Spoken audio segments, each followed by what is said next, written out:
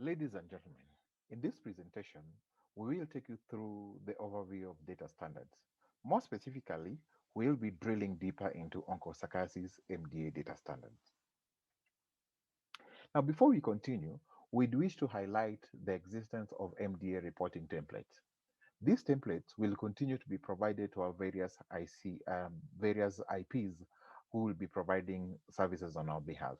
These will help them ensure that they compile data at the lower levels before entering to the DHIS. And most importantly, it will also guide them in terms of building their reporting system to be responsive to the data elements required for reporting those data templates. I would also wish to highlight why we need to take you through the data standards because I believe that the data entry keeps all the relevant information related to activities in one place and in correct order for reference. This process also helps us reduce the costly data losses that are associated with other data management systems. It will also ensure that there is consistency of reporting across all the ASEAN countries for comparison purposes and also for monitoring performance objectively across the ASEAN countries. Now, to gain access into the DHIS database, NTD data DHIS, we need to use this link shown here. Now, when you click on that link, you'll get into this interface where you'll be requested to sign in using your username and the password.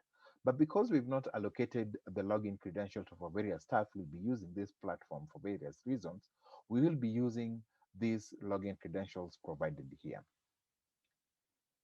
Now, when you get entry into the DHIS, you'll get into this database whereby you have the heading here, MDA and DCA database. And as you can see here, we have the various dashboard for various MDA and DCA activities. Now, to enter data, you'll have to click on the app menu. And when you click on the app menu, you'll get this interface whereby you have a list of couple of indicators that you can use for various purposes, for maps, dashboards, event visualizers, and pivot tables. But of keen interest for us for data entry, you'll have to use the data capture. The data capture will allow you to enter data into the various forms, data standards that I'll be taking through. Now, when you click on the capture app, you'll get to this level or this interface. And in this interface, you'll see two levels of data elements required to be filled in. First of all, you need to enter the registering organization unit, which is the lowest level of reporting.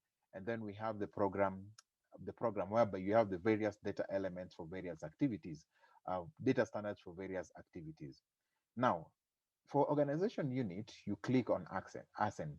When you click on ASEAN, you'll get all the ASEAN country listed.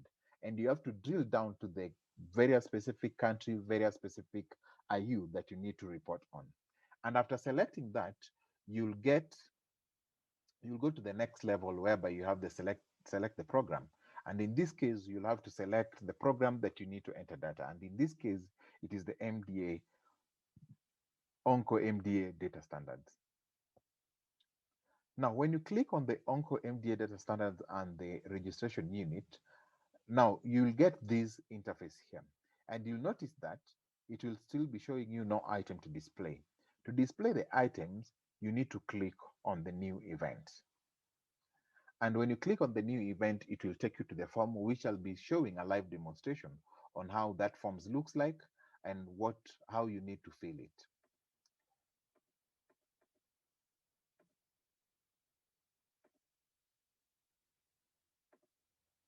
Now, when you click on the MDA Onco, you'll get this form here, which will be empty. And the places marked with asterisks, those are places whereby you need information to be filled. That means you cannot proceed without filling them. To take you through the architecture of the data standards, you have the basic info part, which is basically the date of the data entry or the data is being captured into the system. Then you have the contract ID. This is just to help us track the contract against the various deliverables. And then we have the implementation unit populations. Now, in circumstances that the information provided for implementation unit population is different, let's say it's 24,000, and it's different, this 24,000 is different from what was provided initially in the contract, then you have to put, give some explanation why that variance is there. It could be higher or lower, and you could just put a reason. Example, like for example, a census was done, and this is the latest figure that the ministry is using. However, if the information is the same, or the figures are the same, then you can just leave that place unchecked. Then we have the endemicity, where we have the category. We have the not suspected, not mapped, we have endemic and non-endemic. If you assume that this particular IU is endemic, and you're talking about Addis catema is endemic, then we have to also list in on what basis are we reaching that conclusion. What was the activity that was done? Was it a baseline mapping? Was it an onco elimination mapping? Was it a monitoring survey? Was it an AP evaluation? Let's assume it is a baseline mapping. Then therefore this part here becomes invalid, so you don't have to fill any information there, and then you maybe just have to fill the year that information was captured, or that survey was conducted. The next level is the PC detail. In the PC detail, we are looking for a couple of things. We are looking for type of um, MDA implemented, type of year the MDA was done, and then rounds that have been completed. So here we have two options. In this case, maybe we assume it is ivermectin and albendazole. And then we have the year PC conducted, let's say 2020. And then we have rounds completed. That's far, we maybe, let's say it's 7. And also we need to note that according to WHO, we need to do 10 to 15 rounds of MDA for us to start doing some monitoring evaluation in terms of endemicity. So this information here should also guide, logically, they should logically follow. If you see a scenario whereby there are 17 rounds of MDA and we're talking about mapping, then that means this IU should be it's due for a certain activity that needs to be done. And if not otherwise, then it needs to be explained why that is not the case. Then we have the persons at risk.